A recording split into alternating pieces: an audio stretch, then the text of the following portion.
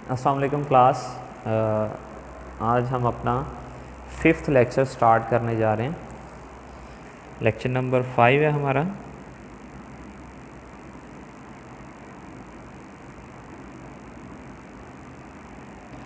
और lecture number 5 हमारा date है जी 23 जून 2020।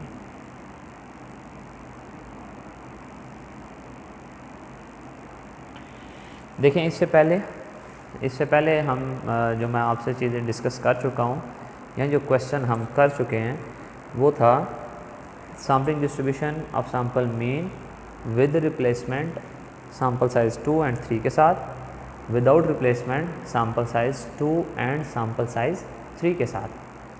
ये चीज़ हम डिस्कस कर चुके हैं। आज हम स्टार्ट करने जा रहे हैं, एक क्वेश्चन एक्सरसाइज से करेंगे और एक्सरसाइज से एक क्वेश्चन करने के बाद हम लोग अपने नेक्स्ट टॉपिक की तरफ चलेंगे। एक्सरसाइज हमारे पास 14th एक्सरसाइज है और क्वेश्चन नंबर है हमारे पास 14.34। मैं एक दफ़ा आपको उसकी स्टेटमेंट बता देता हूँ। उसकी स्टेटमेंट है हमारे पास, given the following population distribution. उन्होंने पॉपुलेशन डिस्ट्रीब्यूशन आपको दी है, x दी है 1 2 3 4 और f ऑफ x बेसिकली ये प्रोबेबिलिटी ऑफ x लिखा हुआ है जिसको आप p ऑफ x लिखते हैं। 1/7, 3/7, 2/7 एंड 1/7। नीचे क्या लिखा है, find the sampling distribution of the mean. वो कहते हैं x बार की डिस्ट्रीब्यूशन बनाएं। ठीक है, पॉपुलेशन की डिस्ट्रीब्यूशन दी है लेकिन वो किसकी पूछ रहे हैं, x बार की distribution. If a sample of 3 numbers is taken without replacement, और सैम्पल साइज़ वो क्या बता रहे हैं, सैम्पल साइज़ 3 बता रहे हैं वो हमारे पास। विदाउट रिप्लेसमेंट का क्वेश्चन है हमारे पास। How does the variance of the sampling distribution compare with the population variance. और आप पॉपुलेशन वेरिएंस को sampling distribution of sample mean यानी कि सिग्मा स्केयर x बार के वेरिएंस को और सिग्मा स्केयर को आप कैसे कंपेयर कर सकते हैं, जो बेसिकली हम इक्वेशन यूज़ करते हैं विदाउट रिप्लेसमेंट के अंदर, उसका पूछा जा रहा है यहाँ पर। तो चलते हैं अपने क्वेश्चन की तरफ, उसको सॉल्व करते हैं। मैं इसको साइड पे रखने लगा हूँ। हमारे पास उन्होंने क्वेश्चन के अंदर x की वैल्यूज़ दी हैं 1 2 3 एंड 4। ठीक है, और साथ में उन्होंने f ऑफ x, जिसको मैं यहाँ पे लिखने लगा हूँ p ऑफ x, वो दिया हुआ है 1/7, उसके अलावा 3/7, उसके बाद 2/7, उसके बाद 1/7। देखें, क्वेश्चन ये है कि हमें पॉपुलेशन का पता होगा तो ही हम अपना क्वेश्चन स्टार्ट कर सकते हैं। यहाँ पे मैं आपको एक चीज़ बताने लगा हूँ कि बेटा आपने जब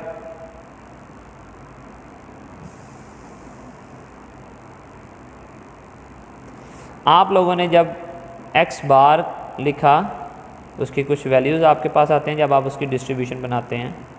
साथ में आप उसकी फ्रीक्वेंसी लिखते हैं कि 1 कितनी दफ़ा आया, 3 दफ़ा आया, 2 कितनी दफ़ा आया, 3 दफ़ा आया, 3 कितनी दफ़ा आया, 4 दफ़ा आया।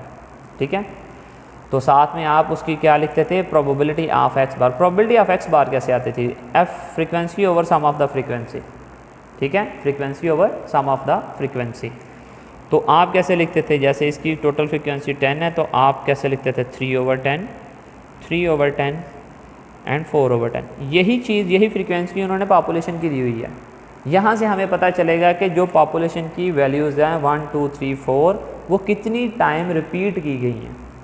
ये 1 है, इसकी फ्रीक्वेंसी, इसकी प्रोबेबिलिटी लिखी हुई है 1/7। ऊपर वाली फ्रीक्वेंसी होती है, नीचे वाली क्या होती है, टोटल फ्रीक्वेंसी होती है। तो बेटा यहाँ पर हम पॉपुलेशन के, मैं अब यूनिट्स लिखने जा रहा हूँ।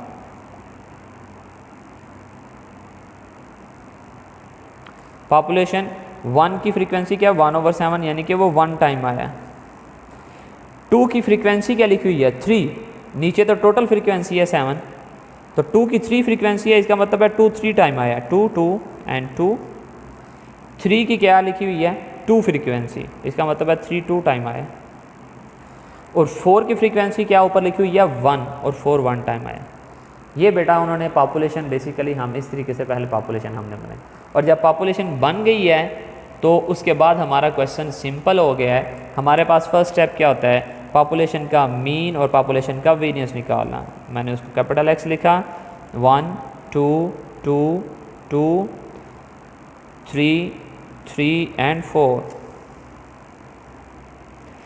मैं यहाँ पे म्यू कैलकुलेट कर लेता हूँ, sum of capital X over capital N. Capital N हमारे पास number of observation in the population that is equal to 7। Sum of X देख लेते हैं कि सम ऑफ एक्स हमारे पास क्या आ रहा है। सम ऑफ एक्स हमारे पास आएगा जी 17। 17 आया, 17 को 7 पे डिवाइड किया तो हमारे पास आंसर आ गया 2.43 आ गया। फिर उसके बाद हम पॉपुलेशन वेरिएंस कैलकुलेट करते हैं, सिग्मा स्क्वायर कैलकुलेट करते हैं। यहाँ पे मैं सिग्मा स्क्वायर का दूसरा फार्मूला, आपने वेरिएंस का एक फार्मूला पढ़ा हुआ है, sum of X square over N minus sum of capital X over capital N whole square. ये आपने वेरिएंस का फार्मूला पढ़ा हुआ अनग्रुप डाटा के अंदर। यहाँ पे ये मीन की वैल्यू ये 2.43 स्क्वायर हो जाएगा। एक्स स्क्वायर हम कर लेते हैं, एक्स स्क्वायर करने के बाद हम उसको ऐड कर लेंगे, सम ऑफ एक्स स्क्वायर आ जाएगा हमारे पास यहाँ पर 1 स्क्वायर 1 2 स्क्वायर 4 4 4 9 9 एंड 16। तो हमारे पास सम ऑफ एक्स आ गया जी 47। तो 47 डिवाइडेड बाय 7 हमारे पास यहाँ पे उसका आंसर आ गया जी हमारे पास 6.7143 माइनस 2.43 स्क्वायर हमारे पास आ जाएगा 5.905। तो सिग्मा स्क्वायर का हमारे पास यहाँ पे आंसर क्या आ गया 0.8। ये हमारे पास मीन आ गया, ये हमारे पास वेरिएंस आ गया। ये हमारे पास फर्स्ट पेज आज के क्वेश्चन का कि अब हम इसके बाद क्या करते हैं, हम हमेशा क्या करते हैं अपने सैंपल बनाते हैं। सैंपल बनाने के बाद हम उसके मीन कैलकुलेट करेंगे और sampling distribution of that sample means हम बना लेंगे। तो मैं अपने नेक्स्ट पेज की तरफ चलता हूँ। ये फर्स्ट पेज,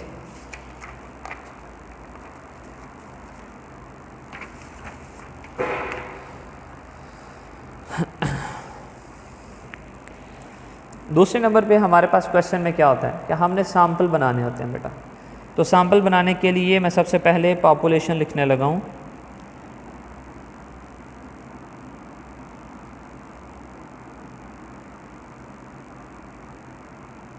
पॉपुलेशन में लिखने लगा हूँ, हमारे पास थी 1 2 2 2 3 3 एंड 4। ये हमारे पास पॉपुलेशन है। विदाउट रिप्लेसमेंट हमारे पास क्वेश्चन है।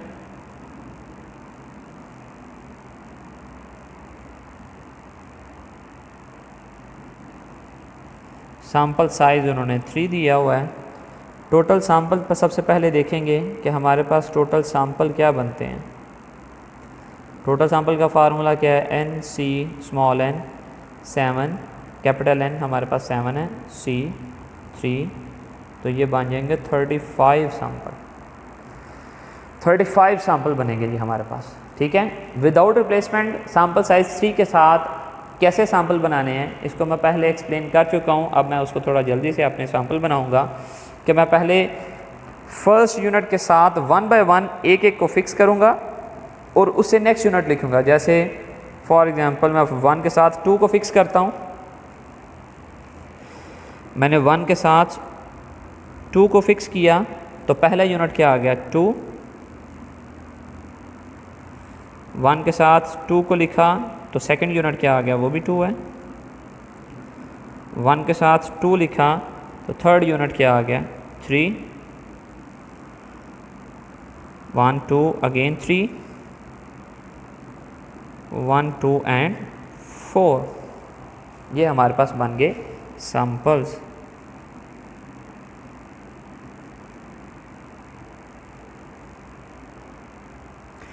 साथ में हम यहाँ पे उसके लिख लेंगे x bar.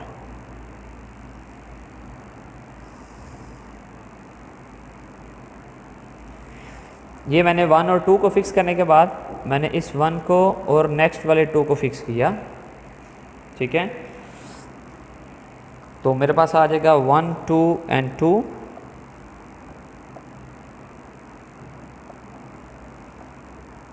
1 2 and 3, 1 2 and 3, 1 2 and 4। फिर मैंने इस 1 के साथ नेक्स्ट वाले 2 को फिक्स किया, तो 1 2 ये फिक्स, फर्स्ट 3 लिखा,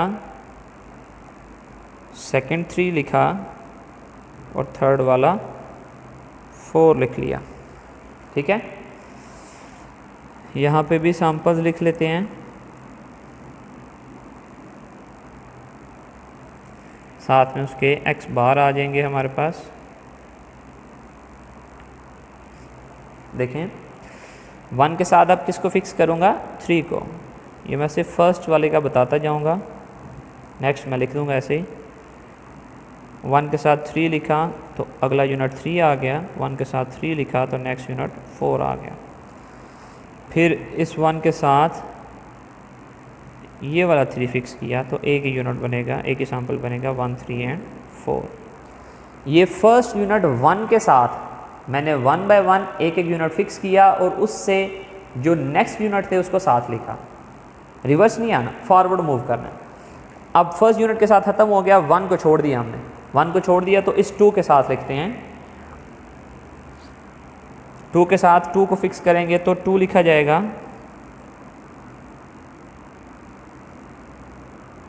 फिर 2 2 एंड 3, फिर 2 2 एंड अगेन 3, फिर 2 2 एंड 4। फिर इस 2 के साथ ये सेकंड वाला 2 जो है इसको फिक्स किया और 3 3 और 4 आ जाएगा, 3 3 एंड 4। फिर उस 2 के साथ मैंने इस 3 को फिक्स किया, 2 3 एंड 3, 2 3 एंड 4।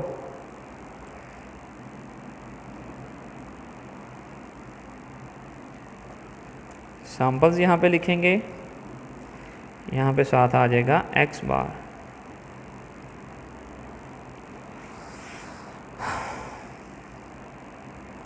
यहाँ पे आ जाएगा 2 3 और 4, ये वाला 2 ये वाला 3 और साथ में 4। फिर नेक्स्ट 2 पे आ जाते हैं, 2 एंड 2 के साथ 3, 2 एंड 2 के साथ 3, 2 एंड 2 के साथ 4, 2 एंड 3 के साथ 3, 2 एंड 3 के साथ 4, 2 एंड 3 के साथ 4। ले जी, उसके बाद 2 3 and 3, 2 3 and 4, 2 3 and 4, 3 3 and 4। Total sample count कर लेते हैं, आई थिंक सो बन गए। 1 2 3 4 5 6 7 8 10 11 12 13 14 15 16 17 18 19 20 1 2 3 4 5 6 7 8 9 10 30 हो गए। 1 2 3 4 एंड 5। ये कंप्लीट हमारे पास सैंपल बन गए 35। ये सबसे लेंथी क्वेश्चन था जो मैं इसको सॉल्व कर रहा हूँ, ठीक है। इतना लंबा क्वेश्चन वैसे आपको एग्ज़ाम में नहीं आने लगा, क्योंकि ये बहुत ज़्यादा टाइम टेकिंग होता है। और एग्ज़ाम के अंदर क्योंकि जब वो उसको किसी भी क्वेश्चन पेपर को जब डिज़ाइन किया जाता है तो उसका टाइम लिमिट जो है उसको सबसे पहले जो एग्ज़ामिनर होता है या जो पेपर सेटर होता है वो क्या कहता है, सबसे पहले उस टाइम को ध्यान में रखता है कि किस टाइम के अंदर बच्चे कौन कौन सा क्वेश्चन अटैम्प्ट कर लेंगे। तो बेटा ये हमारे पास सैम्पल बन गए। सैम्पल बनाने के बाद डेफिनेटली हम उसका मीन कैलकुलेट करेंगे और मीन कैलकुलेट करने के बाद हम उसकी डिस्ट्रीब्यूशन बनाएंगे। तो इनका एक्स बार कैलकुलेट कर लेते हैं। 5 डिवाइडेड बाय 3 किया तो 1.66 आ गया।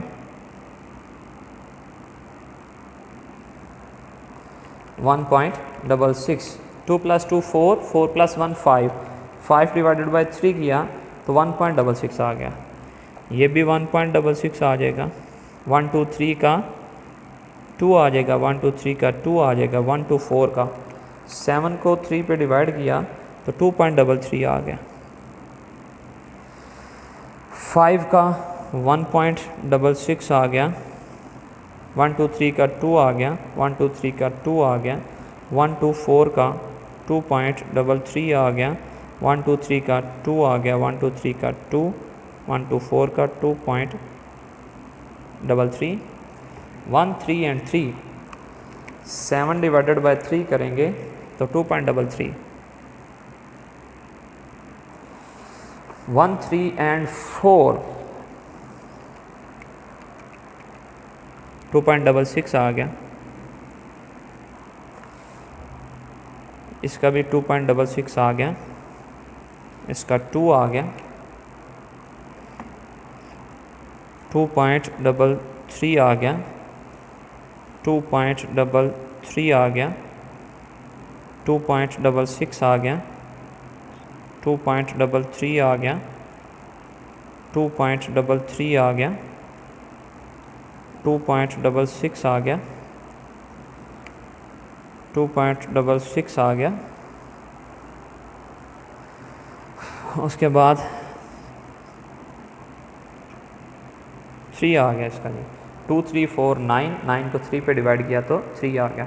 2 3 4 का 3 आ गया। 2.33 आ गया। इसका भी 2.33 आ गया। इसका 2.66 आ गया। इसका भी 2.66 आ गया। 2 3 4 का 3 आ गया। 2 3 4 का 3 आ गया। इसका 2.66 आ गया। 3 आ गया। 3 आ गया। 10 10 को 3 पे डिवाइड किया 3.33 आ गया। 3.33 ये बेटा सारे मीन आ गए हमारे पास। तो उसके बाद अब हम क्या करेंगे, हम ये जो हमारे पास एक्स बार आए हैं इसकी क्या करेंगे, सैम्पलिंग डिस्ट्रीब्यूशन बनाएंगे।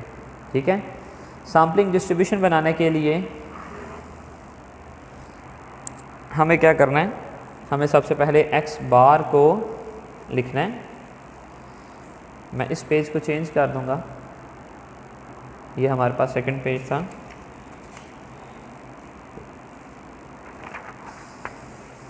इसको मैं यहाँ पर सामने रख लेता हूँ, ज़रूरत पड़ेगी। अब मैं यहाँ पे डिस्ट्रीब्यूशन बनाने जा रहा हूँ।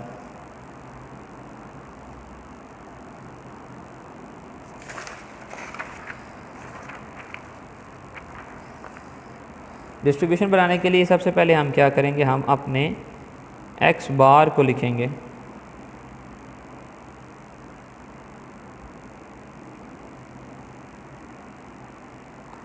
तो एक्स बार हमारे पास है 1.66,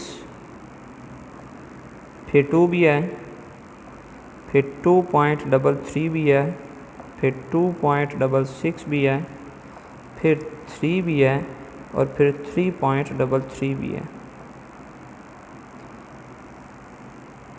अब हम क्या करेंगे, यहाँ पे इनकी फ्रीक्वेंसी लिखेंगे कि इनकी फ्रीक्वेंसी क्या है।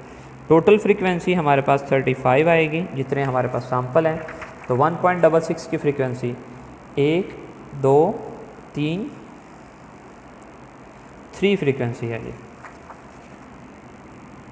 2 की फ्रीक्वेंसी देख लेते हैं, 1 2 3 4 5 6 7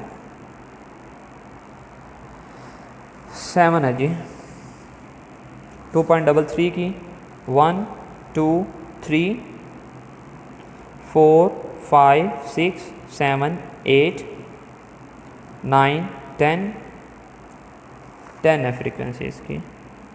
2.66 की फ्रीक्वेंसी देखते हैं। 1 2 3 4 5 6 7 8 8 आ गई फ्रीक्वेंसी हमारे पास। और उसके बाद 3 की फ्रीक्वेंसी देख लेते हैं। 1 2 3 4 5 एंड 6 और 3.33 की फ्रीक्वेंसी 1 हमारे पास सिर्फ एक है। टोटल कर लें 10 20 20 और 14 34। ठीक है जी, हमारे पास ये 35 कंप्लीट है। तो आगे हम क्या कैलकुलेट करेंगे, probability of X bar. Probability of X bar कैसे आता था हमारे पास, frequency divided by sum of the frequency. 3 divided by 35, 7 divided by 35, 10 divided by 35, 8 divided by 35, 6 divided by 35 and 1 divided by 35। ठीक है, तो अब हम कैलकुलेट करेंगे सबसे पहले mu X bar, mean of the this distribution of X bar, mean of the sampling distribution of X bar, sum of X bar into probability of X bar. हम X बार और प्रोबेबिलिटी ऑफ एक्स बार को क्या करते हैं, multiply बेटा करते हैं। X बार को प्रोबेबिलिटी ऑफ एक्स बार से मल्टीप्लाई किया, 1.66 को मल्टीप्लाई किया 3 के साथ, तो 4.98 ओवर 35, 7 को 2 से किया तो 14 ओवर 35, 10 को 2.33 से किया तो 23.3 ओवर 35, 8 को मल्टीप्लाई किया 2.66 के साथ 21.28 ओवर 35, 6 को 3 से किया तो 18 ओवर 35, 1 को 3.3 से किया तो 3.33 ओवर 35। इसको ऐड कर लेते हैं, 4.98, 14, 23.3, 21.28, 18, 3.33, 84.89 ओवर 35। बेटा हमारे पास आंसर आ जाएगा 84.89 ओवर 35, तो आंसर आ जाएगा 2.43। ठीक है, इस क्वेश्चन को पहले भी बताया था, कैलकुलेशन करते हुए बेटा आप लोगों से एक गलती हो जाएगी तो आपको सारा क्वेश्चन रिपीट करते हुए इतना टाइम ही नहीं मिलेगा, इसलिए आपने इसकी कैलकुलेशन को करते हुए बड़ा केयरफुल रहना है। ठीक है, सिग्मा स्केयर एक्स बार यानी कि variance of the distribution of X bar calculate करते हैं, sum of X bar square into probability of X bar minus mu of X bar whole square. ये हमें पता है कि ये 2.43 स्केयर है हमारे पास। एक्स बार स्केयर कर लेते हैं हम। एक्स बार स्केयर करने के बाद हम उसको एक्स बार स्केयर और प्रोबेबिलिटी ऑफ एक्स बार के कॉलम को मल्टीप्लाई कर लेंगे यहाँ पर।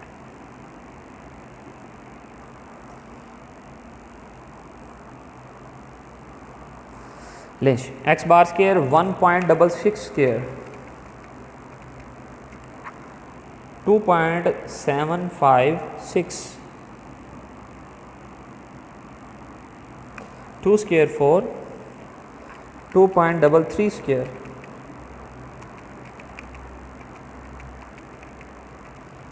5.429, फिर उसके बाद हमारे पास है जी 2.66 स्केयर 7.076, फिर 3 स्केयर 9 आ जाएगा और फिर 3.33 स्केयर किया तो 11.8 11.089 ये आ गई हमारे पास। ठीक है, इसको मल्टीप्लाई करते हैं एक्स बार स्केयर के साथ, probability of X bar square को प्रोबेबिलिटी ऑफ एक्स बार से मल्टीप्लाई करते हैं।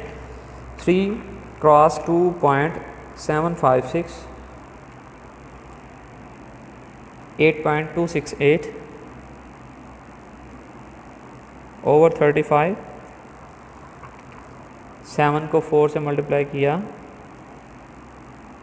तो ये आ गया। 10 को 5.429 से मल्टीप्लाई किया तो 54.29 ओवर 35 आ गया। 8 को मल्टीप्लाई किया 7.076 के साथ तो हमारे पास आ गया 56.61 ओवर 35। 9 को मल्टीप्लाई किया 6 के साथ तो 54 ओवर 35 आ गया, और आगे आ जाएगा जी 11.089 ओवर 35। इसको ऐड कर लेते हैं। 8.268 28 54.29 56.61 54 11.089 हमारे पास आ गया जी 212.257 212.257 ओवर 35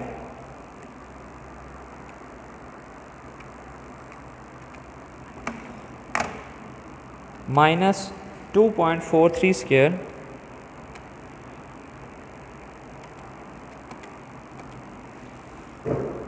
हमारे पास आंसर आ गया जी 0.1। हमारे पास क्या आंसर आ गया 0.15। ठीक है, 159 है, इसको 0.15 लिख सकते हैं, 16 लिख सकते हैं। फिर अपने रिजल्ट्स को प्रूव करते हैं। Mu X bar is equal to mu आना चाहिए। हमारे पास दोनों 2.43 और ये भी 2.43 आया, तो इसका मतलब है ये हमारा क्वेश्चन ठीक हो गया। फिर sigma square X bar is equal to the, क्योंकि ये विदाउट रिप्लेसमेंट है तो sigma square over N, N minus N over N minus 1। Right hand side को देख लेते हैं क्या हमारे पास आंसर है। सिग्मा स्क्वायर हमारे पास क्या आया था जी 0.8 ओवर 3, 7 माइनस 3 ओवर 7 माइनस 1। 0.8 को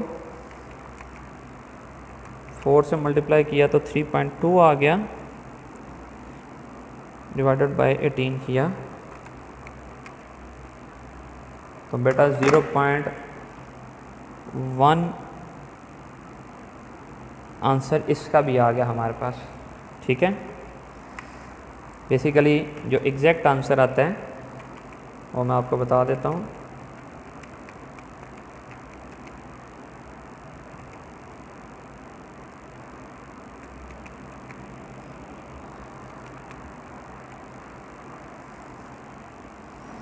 ये 0.16 आएगा और ये भी 0.16 आ जाता।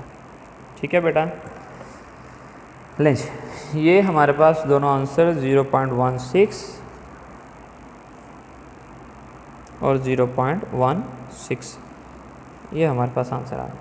सिर्फ इस क्वेश्चन को आज फिर आपका अगेन आपका एक क्वेश्चन रिपीट हुआ बेटा, ये उसका कंप्लीट पेज है।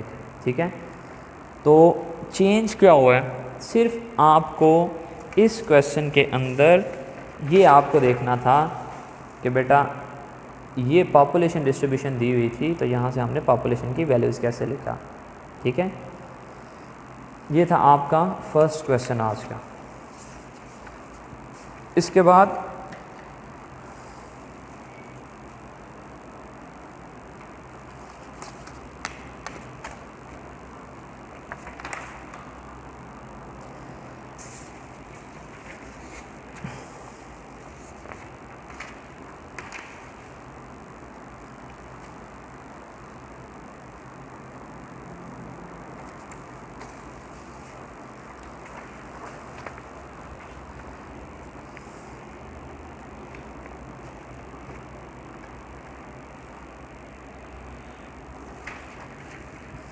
जी। अच्छा बेटा, अब हम अपना नेक्स्ट टॉपिक स्टार्ट करते हैं। नेक्स्ट टॉपिक स्टार्ट करने से पहले मैं आपको कुछ चीज़ बता दूं पहले। वैसे हमारे नेक्स्ट टॉपिक का नाम है जी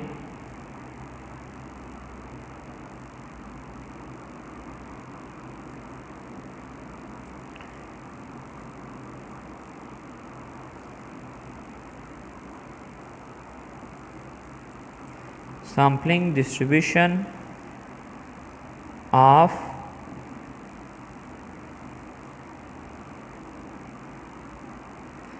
difference between two sample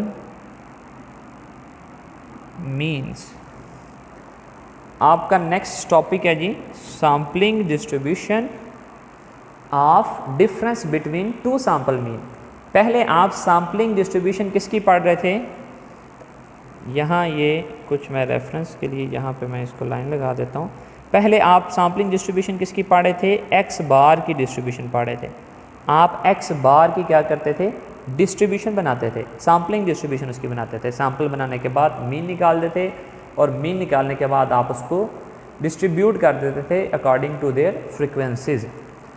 अब हमने क्या करना है? अब हमने difference between two sample means का हमने उसकी सैम्पलिंग डिस्ट्रीब्यूशन बनानी है। Difference between two sample mean मतलब x1 बार माइनस x2 बार। हमने दो x1 बार और x2 बार ये पहले डिफरेंस कैलकुलेट करेंगे और डिफरेंस कैलकुलेट करने के बाद उस जो डिफरेंस के हमारे पास आंसर आएंगे हम उसकी सैम्पलिंग डिस्ट्रीब्यूशन बनाएंगे। ठीक है। अब पहले आपके पास सिंगल मीन था, अब आपके पास दो मीन हो जाएंगे। सिंपल ये है। और उन दो मीन्स का क्या होगा? डिफरेंस, यानी कि आप उनको क्या करेंगे? माइनस करेंगे। तो यहाँ पे विद रिप्लेसमेंट, विदाउट रिप्लेसमेंट और सैम्पल साइज 2 और 3 वो सारा प्रोसीजर बेटा सेम होगा। ठीक है। सिर्फ क्वेश्चन के अंदर आपको दो नई इक्वेशंस याद करनी पड़ेंगी।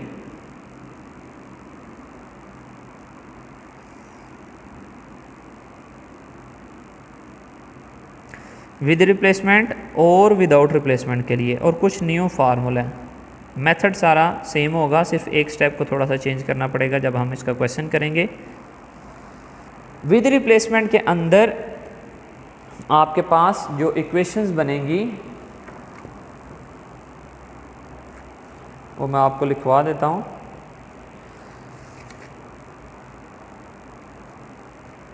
देखें, आपका mu x1 bar minus x2 bar is equal to the μ1 minus μ2।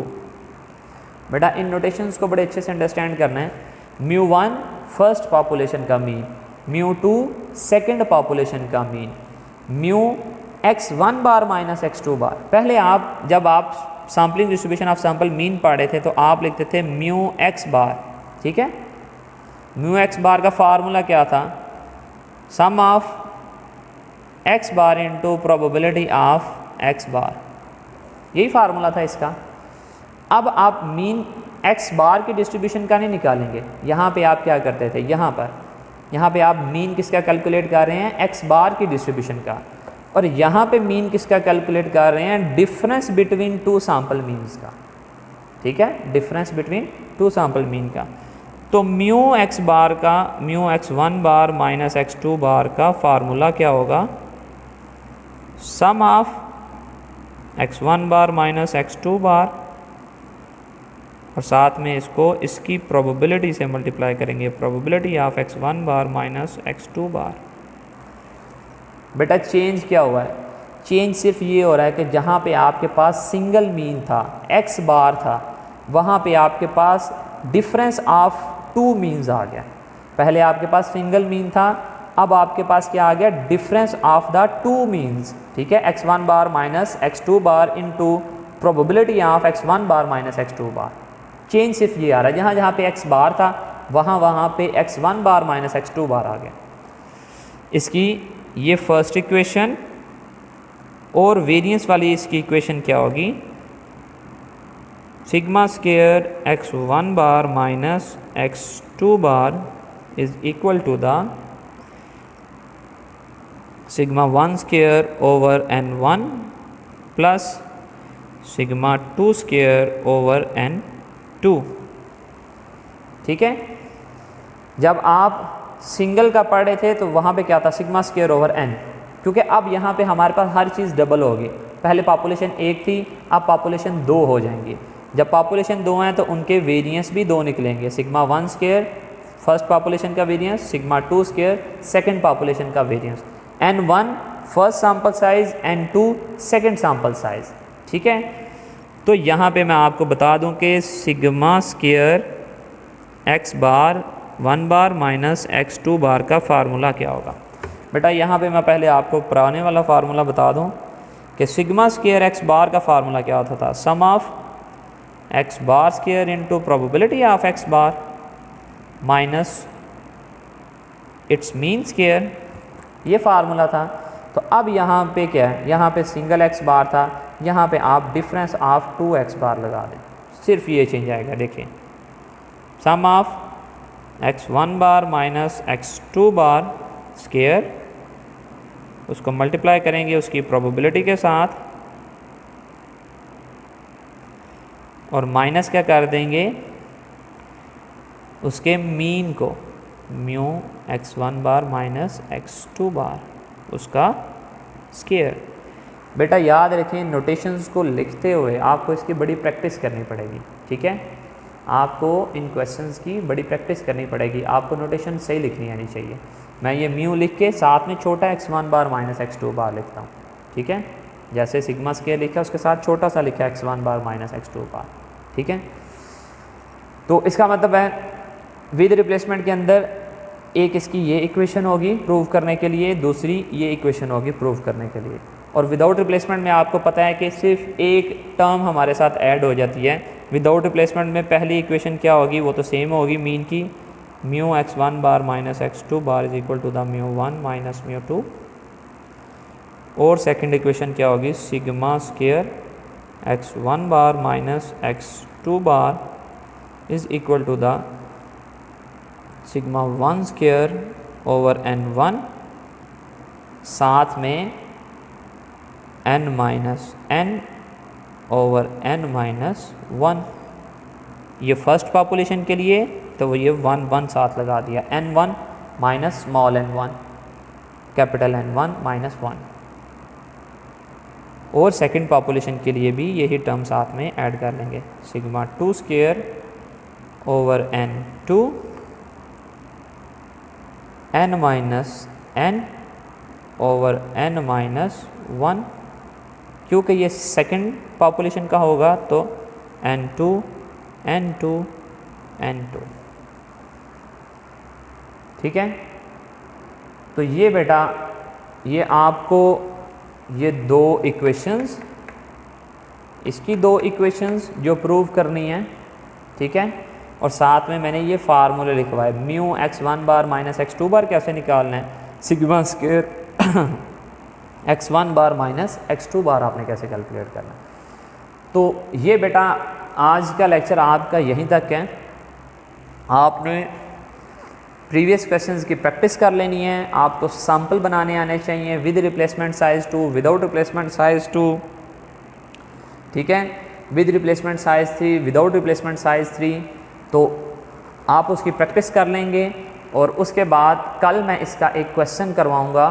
ठीक है, एक क्वेश्चन मैं करूंगा, एक क्वेश्चन आपको प्रैक्टिस के लिए दूंगा, क्योंकि मोस्ट प्रोबेबली मुझे 70% ये चांसेस हैं कि आपको पहले वाले टॉपिक में से क्वेश्चन आ सकता है। इसका क्वेश्चन बहुत ज़्यादा लेंथी होता है, तो सिर्फ आपको मैं इसका मेथड और आपको इसकी इक्वेशंस मैंने आपको बता दी हैं। एक क्वेश्चन प्रैक्टिस के लिए करेंगे, एक क्वेश्चन आप प्रैक्टिस के लिए करेंगे और ये टॉपिक हमारा ख़त्म हो जाएगा। इसका मतलब है कि ये टॉपिक कल तक हमारा, कल के लेक्चर में यानी कि लेक्चर नंबर 6 के अंदर हमारे पास ये sampling distribution of difference between two sample means का टॉपिक ख़त्म हो जाएगा। थैंक यू बेटा, अल्लाह हाफिज़।